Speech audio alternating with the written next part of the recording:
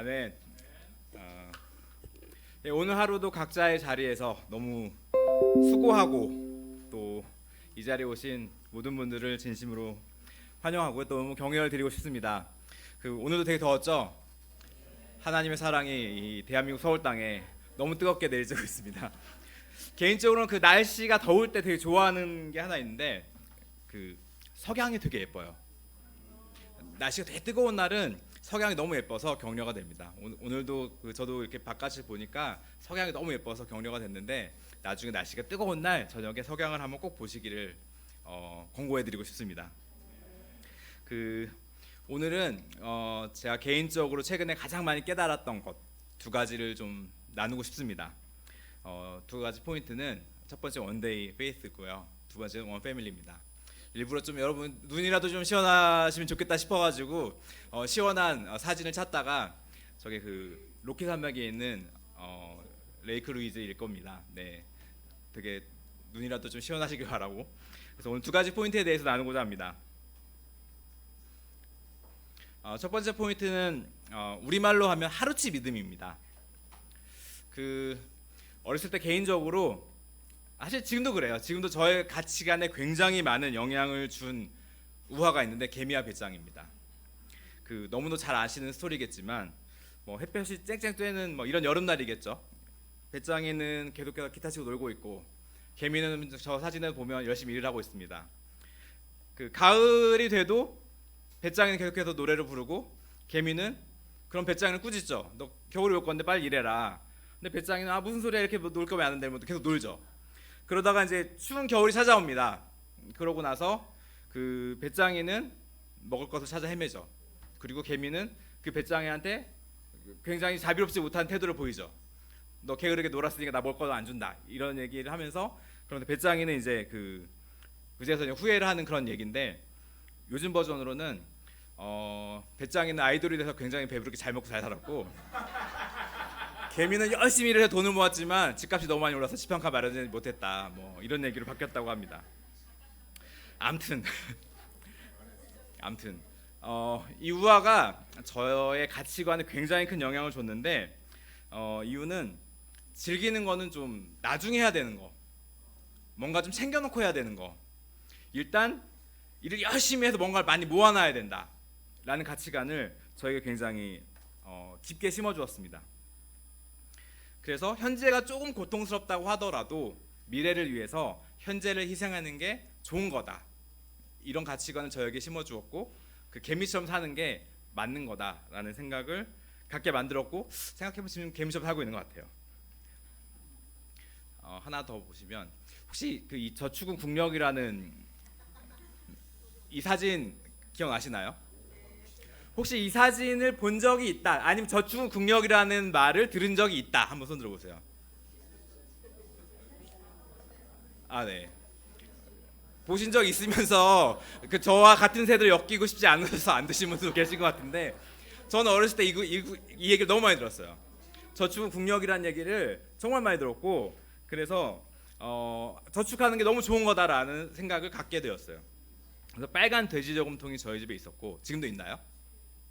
빨간 돼지 저금통이 있었고 돼지를 잡는 날이 저에게 너무 기쁜 날이었어요.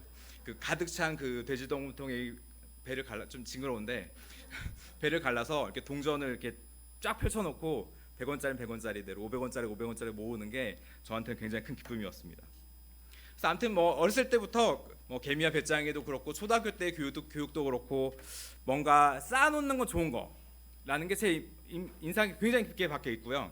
사실 얼마 전까지만 해도 제가 회사에서 담당했던 게 재무를 담당했었는데 요즘에 제일 많이 신경 쓰는 것 중에 하나가 금융기관에서는 어떤 충격이 오면 우리가 얼마만큼 견딜 수 있는지를 계속해서 모니터링하고 그만큼 갖고 있지 않으면 감독기관에서도 더 많이 낸 자본을 갖춰라라고 권고하기도 하고 그렇습니다. 요즘에 관리하는 포인트 200년에 한 번 정도 일어날까 말까 한 일이 일어나도 우리 회사의 자본이 괜찮나? 이걸 테스트해요.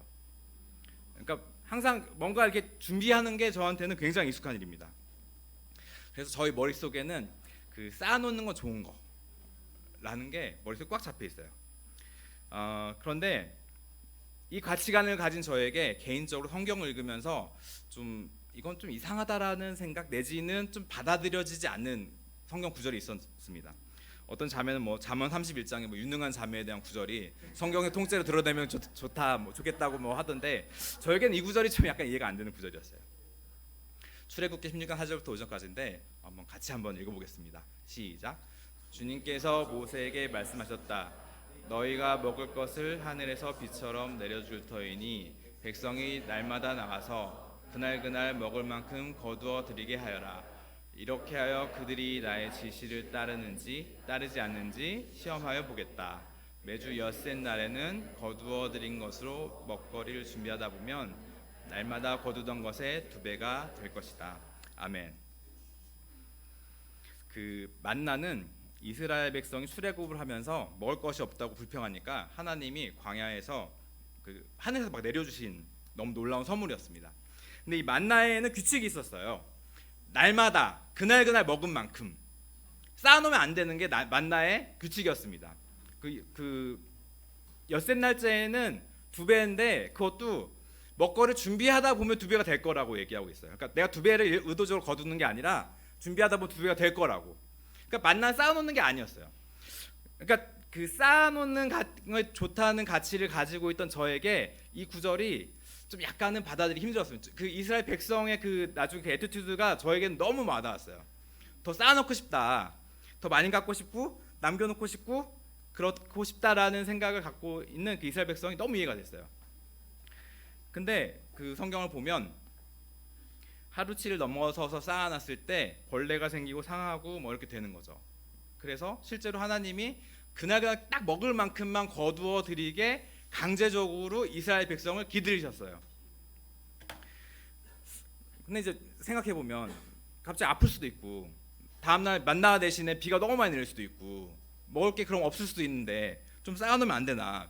왜 하나님은 그 정도 융통성도 발휘해 주시지 않나? 뭐 다만 뭐 이틀치 사흘치라도 좀 해놓으면 안 되나? 뭐 이런 생각을 좀 했는데 뭐 그러다 보니까 뭐 그 광야 너무 더우니까 뭐 방부제가 없으니까 이제 뭐 하루치만 먹게 하셨는지 뭐 아무튼 이런 그런 건지 그런데 또 논리적으로 보면 왜 그러면 엿새 날은 왜 이틀치 먹게 했는지 아무튼 머릿속이 좀 복잡해졌던 기억이 납니다. 사실 이스라엘 백성도 마음이 되게 불안했을 것 같아요. 다음날 아침에 그 먹을 것이 만나가 내리지 않으면 그들은 하루 종일 굶어야 되거든요.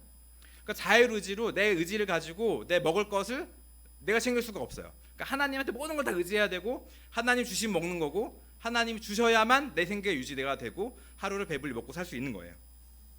만약에 하나님 만나를 내려주지 않으면 그날 쫄쫄 굶어야 되는 상황인데 이스라엘 백성이 이 생활을 40년을 반복합니다. 성경을 읽어보면 40년째 40년 동안 만나를 먹었다고 정확하게 기록이 되어 있고요.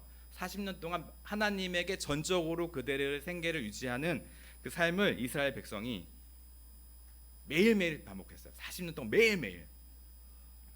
그 40년 동안 이스라엘 백성이 이 생활을 반복했을 때 제가 믿기로는 처음에는 그들의 마음속에 많은 불안함이 있었겠지만 시간이 지나고 났을 때 굉장히 많은 안정감이 생겼을 것 같아요. 하나님이 절대로 나를 굶기지 않으시는구나. 우리 하나님은 나에게 매일매일 먹을 것을 주시는 분이구나. 하나님에게 순종하면 하나님이 나를 배골지 않게 하시는구나를 매일매일 그들이 느꼈을 것 같고 나중에 한 얼마 정도 지나고 났을 때는 그 삶에 너무나도 익숙해졌을 것 같습니다. 그러니까 완벽한 순종이 무엇인지를 만나를 통해서 하나님 훈련을 시켰던 것 같고 이스라엘 백성은 그 완벽한 순종이 무엇인지 배웠던 것 같아요. 그리고 그날 하나님을 따라가는 것이 얼마나 놀라운 것인지를 그들이 배웠을 것 같습니다. 말씀 한 구절 더 보겠습니다. 제가 읽겠습니다. 그리고 그들에게 비유를 하나 말씀하셨다. 어떤 부자가 밭에서 많은 소출을 거두었다. 그래서 그는 속으로 내 소출을 쌓아둘 곳이 없으니 어떻게 할까 하고 궁리하였다.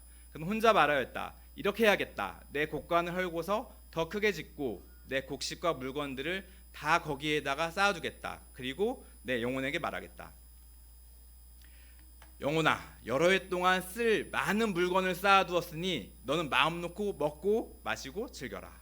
그러나 하나님께 말씀하셨다. 어리석은 사람아, 오늘 밤에 내 영혼을 너에게서 도로 찾을 것이다. 그러면 네가 장만한 것들이 누구의 것이 되겠느냐? 자기를 위해서는 재물을 쌓아두면서도 하나님께 대하여는 부유하지 못한 사람은 이와 같다.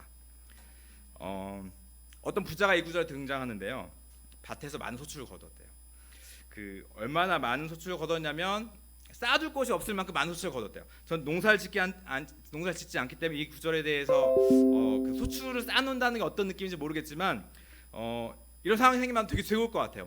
뭐 성과급이 갑자기 회사에 너무 많이 나와가지고 이 돈 다 어디다 쓰지 고민하는 뭐 그런 상황, 내지는 저희 와이프가 굉장히 좋아하는데 그 재정위원으로서 우리 헌금 받으니까 가득 차서 이 헌금 언제 다 되지 고민하는 그런 상황, 이런 상황이 생기면 너무 좋을 것 같아요.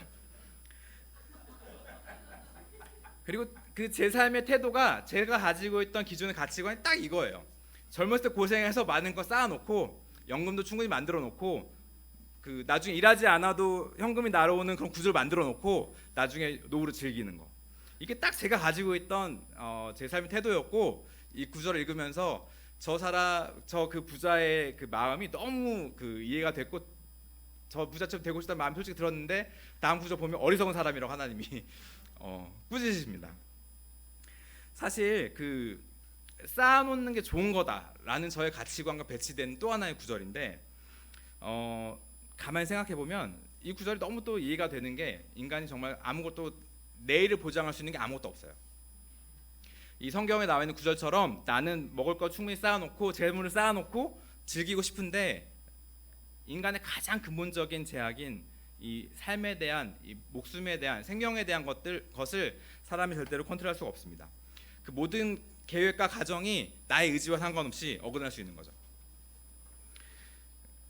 물론 뭐 그런 일이 일어날 거라고 기도하고 또 우리 모두 바라지만, 실제로 이 방 안에 있는 그 누구도 오늘 밤에 나한테 무슨 일이 일어날지를 장담할 수가 사실 없어요. 신문지상에 일어나는 그 수많은 일들이 내일이 아니라는 것을 장담할 수가 없어요.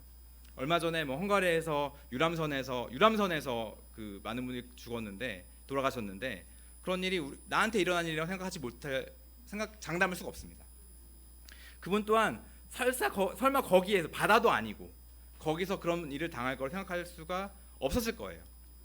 그 사실 제 입사 동기가 한 명 있었습니다. 그 친구는 그 굉장히 성실한 친구였어요. 집이 용인이었는데 그 을지로 입구에 있는 저희 회사까지 매일 7시에 출근했어요. 굉장히 성실한 친구였고, 그 6살짜리 아들이 있었는데 아들 영어 유치원에 보내겠다고 그 친구는 용돈 한 달 20만 원밖에 안 썼어요. 굉장히 성실한 친구였고 굉장히 가족을 사랑하는 친구였습니다. 그런데 어느 날 퇴근길에 교통사고 당해서 죽었어요. 사실 그 친구를 얼마 전에 생각했는데, 그 친구의 영혼이 어디에 있을까 생각하니까 좀 마음이 좀 많이 안 좋더라고요. 근데 제가 여러분 협박하기 위해서 이런 말씀드리는 게 아니라, 우리가 인간으로서 미래가 어떻게 담보할 수가 없어요. 그리고 더 리얼하게 말씀드리면, 내 믿음이, 지금 있는 내 믿음이 내일 어떻게 될지 사실 내가 장담할 수가 없어요. 내가 많은 해왔던 행위들이 나의 믿음을, 내일의 믿음을 보장해 줄 수 없고, 내일의 내 삶을 보장해 줄 수 없고, 어떤 것도 보장해 줄 수가 없어요. 다만 지금 이 순간, 오늘 하나님 앞에서 내 믿음이 어디에 있는지, 내가 하나님 앞에 어떤 태도를 갖고 있는지, 또 하나님 앞에서 나의 마음이 어디에 있는지가 정말 중요한 것 같아요. 계속해서 느끼는 건데, 믿음에 있어서는 경제에 이르는 게 없는 것 같아요.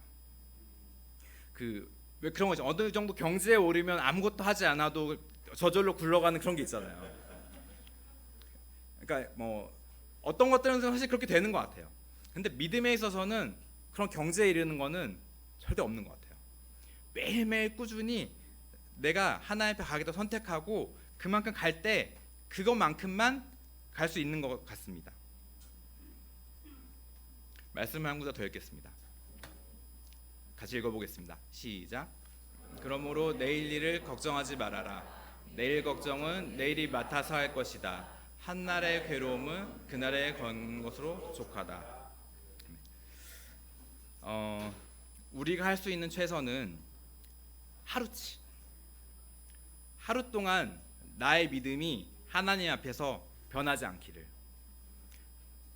그날 내가 무사히 잠들 수 있기를 기도하는 거, 그게 내가 할 수 있는 최선이라는 생각이 듭니다. 그렇다면 지금까지 쌓아온 나의 믿음과 내가 그동안 교회에 헌신했던 거, 하나님이 했던 많은 것들은 다 어디로 사라지고 없을까요? 지난 주일 예배 때 베이노 목사님 설교하셨듯이 그거는 분명 하늘나라에 쌓여 있을 것입니다. 하늘나라에 쌓여 있는데 지금 내가 나의 믿음을 저버리면 그 쌓여 있는 것이 아무 소용이 없을 거예요. 그래서 내가 할 수 있는 거는 오늘, 지금 내가 하나님 앞에 겸손하게 하루치 믿음을 달라고 구하는 것임을 계속해서 깨닫습니다. 미래에 대해서 걱정하고 안절부절하는 것이 아니라 하루하루 한 걸음 또 한 걸음 하나님 앞으로 걸어가는 것이 내가 할 수 있는 최선인 것 같아요. 또 미래에 대해 걱정을 하면 내가 마땅히 해야 될 걸 할 수가 없어요. 한 구절 더 보면, 한 말씀 더 드리면, 대신 걱정과 준비는 다릅니다. 걱정과 준비는 다르고요. 걱정하는 거는 굉장히 에너지 낭비하는 것. 절대로 걱정한다 뭔가 바뀌는 건 없어요. 하지만 반드시 준비할 건 준비해야 됩니다. 우리 노후에 대해서 준비해야 되고, 우리 미래에 대해서 준비해야 되고, 우리 아이들에 대해서 준비해야 되고, 우리 교회에 대해서 준비를 해야 됩니다. 하지만 걱정하는 것은 우리가 멈춰야 되는 것임을 보게 됩니다. 예수님 말씀하신 대로 걱정은 진짜 딱 하루치면 족한 것 같아요. 딱 하루치 걱정이면 충분한 것 같아요. 다가오지 않는 미래에 대해서 걱정하기보다는 미래에 대해서 준비하고 오늘 하루의 믿음을 구하는 것이 우리가 할 수 있는 최선인 것 같습니다. 그 얼마 있으면 주빌리가 있습니다. 이런 마음 갖고 계신 분이 계실 거예요. 주빌리에 가서 뽕땅 회개하고 갔다 와서 잘 지내야지. 웃는 분들은 그런 마음 조금이라도 갖고 계신 분일 거라 믿습니다. 저도 그런 마음 있습니다. 하지만 그런 마음이면 주빌리 가서 회개되지 않더라고요. 오늘, 내일 아침 눈을 떴을 때 오늘 밤 무사히 보낼 수 있는 믿음을 달라고, 또 내일 아침 눈을 떴을 때 내일 하루를 잘 보낼 수 있는 믿음을 달라고 기도했을 때, 그런 것들이 쌓였을 때 주빌리에 가서 너무 좋은 시간 보낼 수 있을 거라 믿습니다. 요즘 아침마다 제가 기도하는 게 있는데 그 하루치 믿음을 위해 기도해요. 오늘 하루도 제가 살아갈 수 있는 믿음을 허락해 주세요. 그리고 오늘 밤에 무사히 잠자리에 들게 도와주세요. 너무 감사하게도 지금까지 하나님께서 매일매일 그 기도를 들어주셨습니다. 하나님 매일 만날 내려주셨던 것처럼 매일 기도를 들어주셨습니다. 여러분도 그런 기도를 하시면 하나님이 만날 내려주신 것처럼 매일 그 기도를 들어줄 것 같습니다. 네, 저희 두 번째 포인트는 한 가족입니다. 성경에서 제가 또 잘 받아들여지지 않는 구절이 또 하나가 있는데, 저 굉장히 반항적인 사람 같은데 머릿속으로 잘 이해가 되지 않는다는 얘기예요. 마음으로 이해되지 않지 받아들이는 구절입니다. 같이 한번 읽어볼까요? 시작. 너희는 어떻게 생각하느냐? 어떤 사람이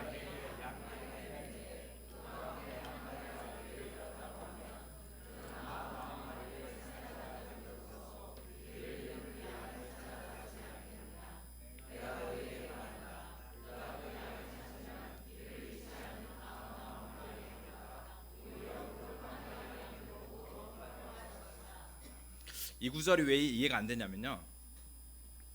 보시면 99마리를 놔두고 한 마리를 찾으러 가요. 근데 99마리도 무슨 일 생기면요? 너무 손해 아니에요?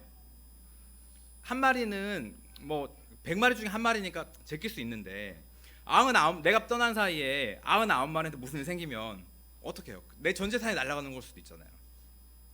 그래서 효율성을 중요시 생각하는 저에게는 이 구절이 받아들이기가 좀 힘들었습니다. 근데 이 구절이 너무 이해가 됐던 계기가 두 가지가 있는데, 첫 번째는 예전에도 한번 나눈 적이 있었는데 제가 바로 그 한 마리 양이더라고요. 그러니까 이 구절이 너무 좋았습니다. 실제로 그 한 마리 양을 위해서 보여준 그 수많은 형제자매들의 믿음의 그 싸움, 사실 그 성경 공부하는 과정을 생각해 보면 굉장히 비효율적이에요. 그렇지 않나요? 너무 많은 형제들이 먼 곳에서 모여서 그 마음 조금 바꾸려고 앉아가지고 몇 시간 동안 씨름하고 말씀 보여주고 기도하고 하는 그걸 생각해 보면, 인풋 대비 아웃풋 생각하면 사실 되게 비효율적이에요. 근데 그 비효율성을 굉장히 많은 형제자매들 감당해 줬기 때문에 제가 이 자리에 있을 수 있음을 믿습니다. 제가 바로 그 한 마리 양이라는 걸 깨달았을 때 이 구절 굉장히 받아들이기 쉬웠고 너무 감사했습니다. 또 하나는 가족의 관점에서 이 구절을 읽으니까 너무 또 이해가 됐어요. 가족에게는 소중하지 않은 가족이 아무도 없습니다. 모든 가족이 너무 소중해요. 제가 부모가 되어 보니까 아무리 자식이 많더라도 모든 가족이 다 소중할 것 같아요. 이 목자가 가족처럼 이 양을 키웠으면 저 한 마리 양이 너무 소중했을 겁니다. 그렇기 때문에 저 기른 양 한 마리 찾으러 어떻게든 노력을 했을 것 같아요.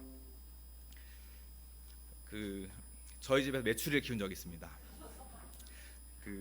저는 사실 털 날리는 거 별로 안 좋아해서 집에서 뭐 강아지 이런 키우는 거 별로 안 좋아하는데, 저 메추리 어떻게 키우게 됐냐면 저희 아들이 과학관에 가서 메추리 세 개를 얻어왔어요. 근데 그 중에 하나가 태어났습니다.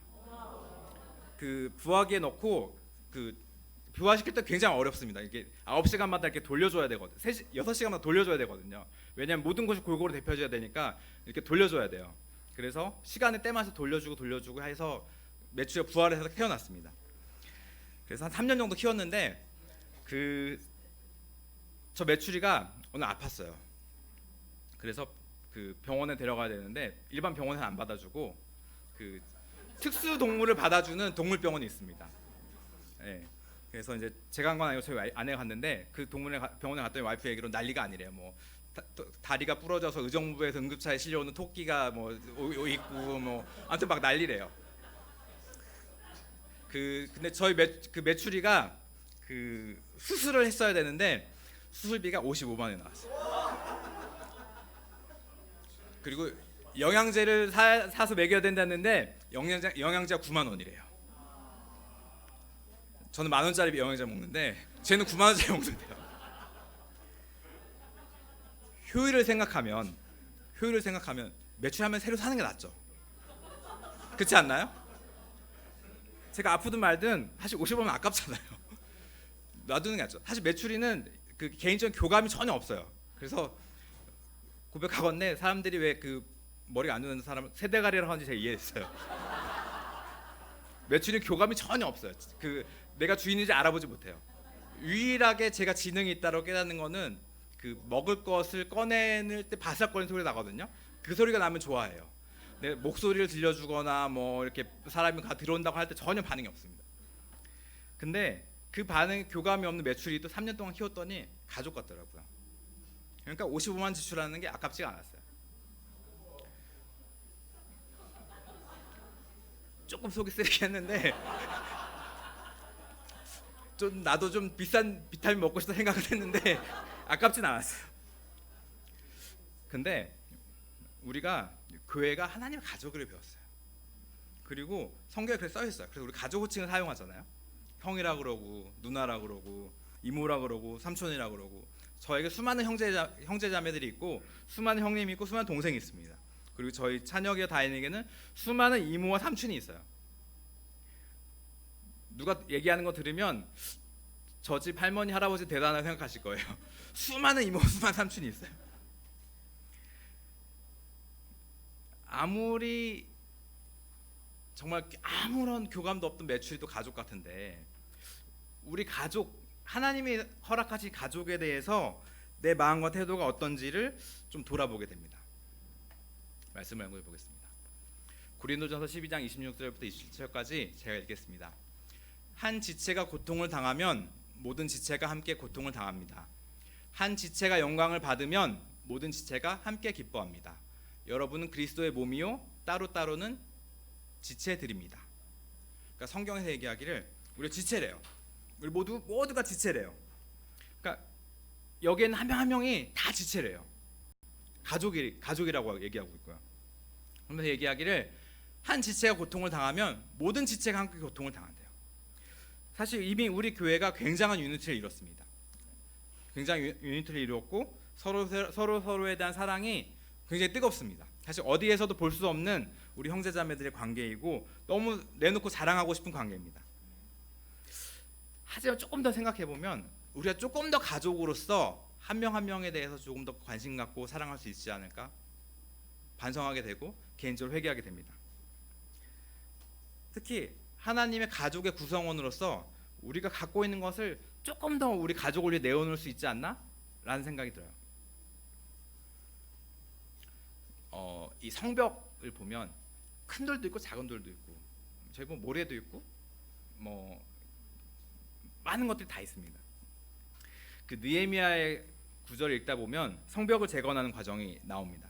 거기에 보면 그 읽다가 대부분 넘기실 건데 되게 많은 사람들이 어떤 역할을 했는지가 정확하게 나옵니다. 근데 보면 되게 작은 역할도 있고 큰 역할도 있고 되게 많은 사람들이 역할을 한 것들을 볼 수가 있어요. 근데 성벽이라는 것이 어느 한 곳이라도 구멍이 있으면 성벽 역할을 할 수가 없어요. 왜냐하면 그것을 통해서 여기 들어올 것이 있기 때문에 모든 성벽이 완벽하게 잘 갖춰져 있어야 됩니다. 저 성벽을 보면 굉장히 촘촘하게 잘 박혀 있죠.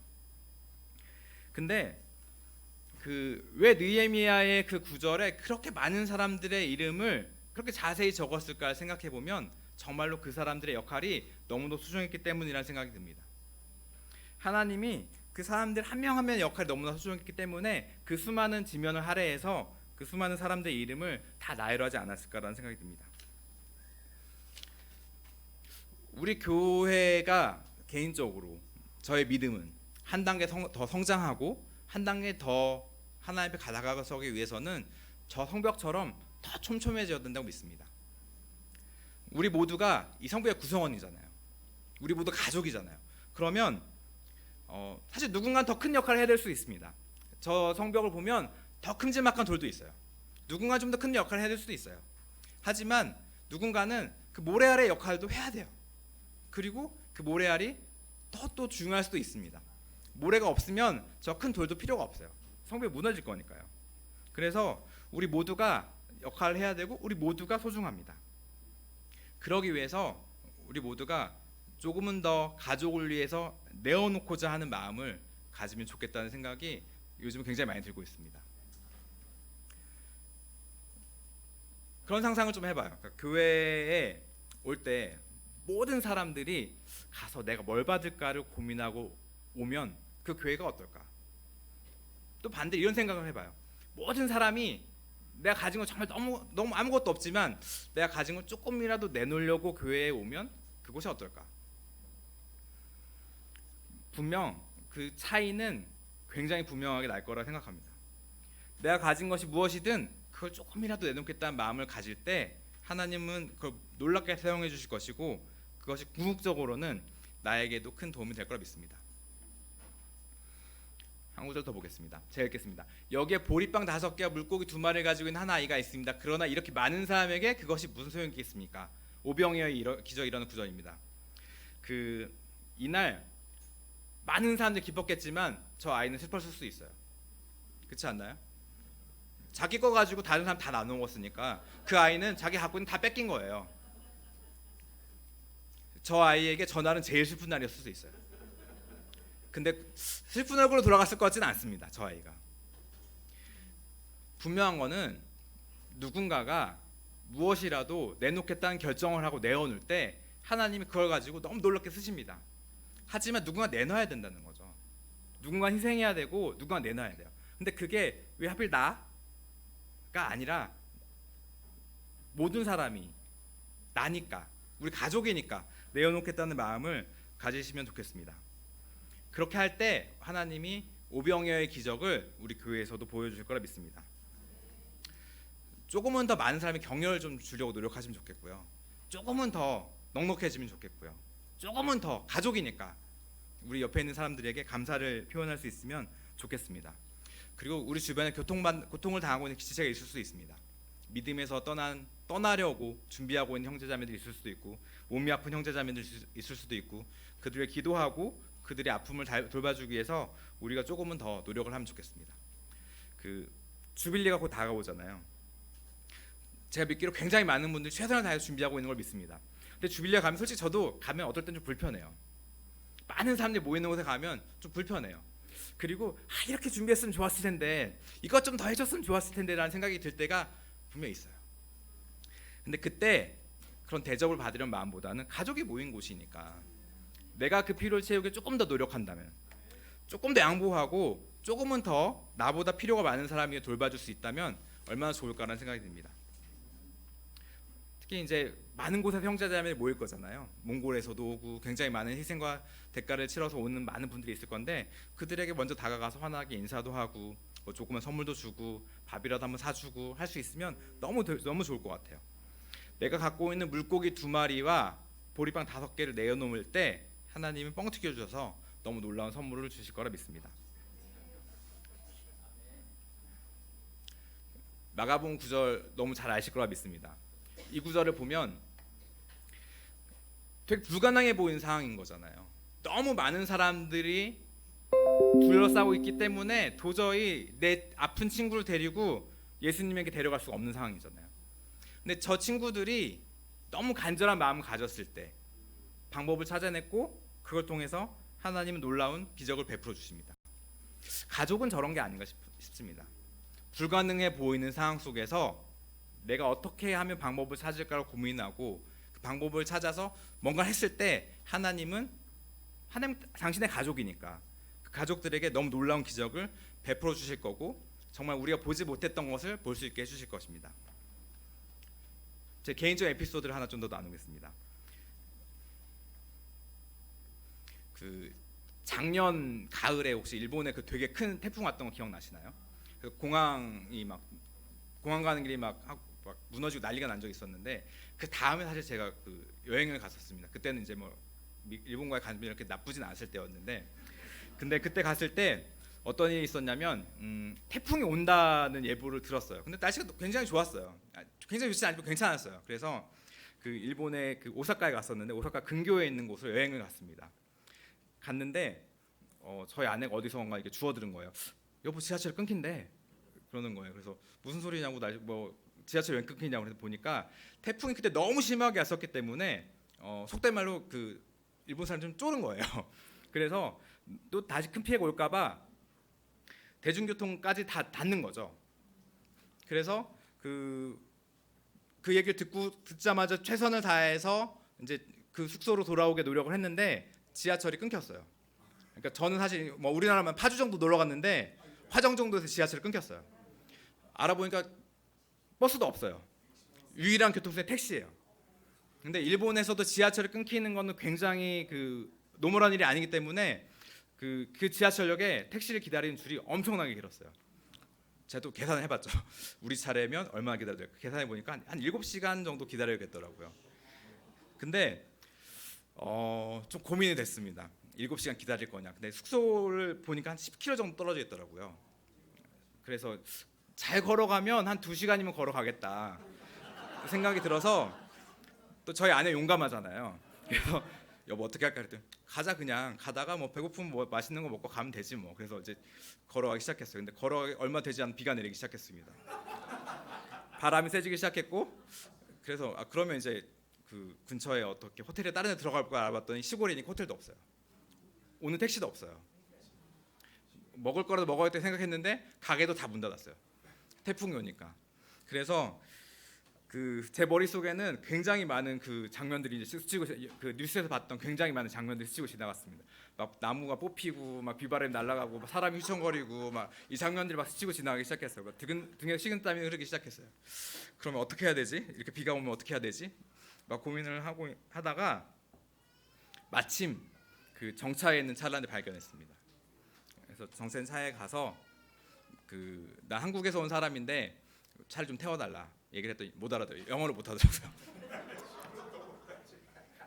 그래서 지갑을 열어서 돈을 줄 테니까 그 지하철역을 얘기하면 데려달라고 했어요. 그 사람이 갸우뚱갸우뚱 막 하더라고요. 그래서 근데 저는 순간적으로 그 차를 놓치면 방법이 없겠다는 생각이 들었어요.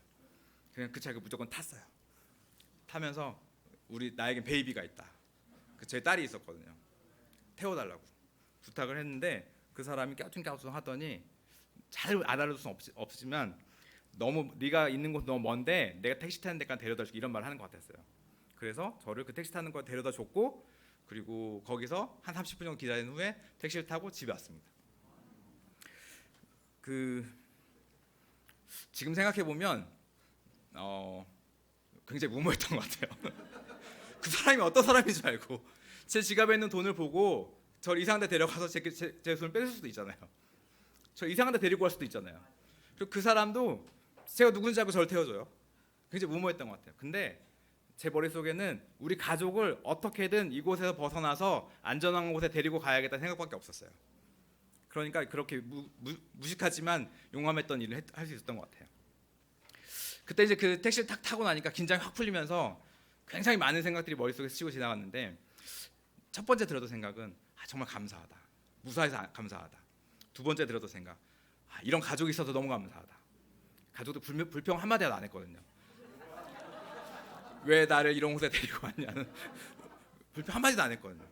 근데 가족이 정말 간절히 한마음을 기도했고 이런 가족이 너무 감사하다. 세 번째는 예수님 생각이 났어요. 예수님 날 이렇게 구해주고 싶었겠구나.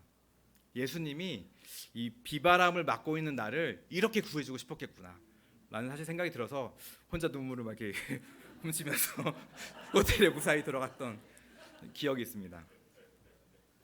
근데 가족은 불가능한 것도 가능하게 하는 게 가족인 것 같아요.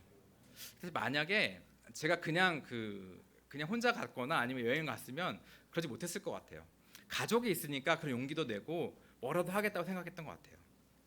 근데 성경에 나와 있는 아까 그 친구들의 구절, 친구를 정말 가족으로 생각했으니까, 그리고 예수님이 그 목자가 한 마리의 양을 찾으러 가는 비효율성 감당할 수 있는 거, 그것도 가족이니까 가능한 것 같아요. 우리가 한 가족으로서 조금은 더 불가능한 거 하다고 생각하지 말고 어떻게 하면 내 옆에 있는 약한 지체를 도와줄까? 어떻게 하면 내 필요를 조금 더 내줄까? 어떻게 하면 우리 가족의 필요를 좀 태워줄까를 고민할 수 있다면 우리 교회가 조금 더 완벽한 곳, 조금 더 하나의 곳이 아름다운 곳이 돼서 아까 그 촘촘히 쌓여있는 성벽처럼 너무 아름답고 너무 안전한 곳, 이 세상의 풍파로부터 너무 안전한 곳이 될 거라 믿습니다. 두 가지 포인트를 말씀드렸습니다. 하루치 믿음을 꼭 구해보십시오. 그리고 한 가족, 우리가 가족임을 잊지 마시고 가족을 위해서 내가 할 수 있는 것이 무엇인지, 내가 우리의 약한 지체를 위해 살 수 있는 것이 무엇인지를 고민할 수 있는 그런 시간이 되었으면 좋겠습니다. 오늘의 설교 또한 제가 많이 부족했지만 가족이니까 너그러운 마음으로 들어주셨을 거라 믿습니다. 네, 감사합니다.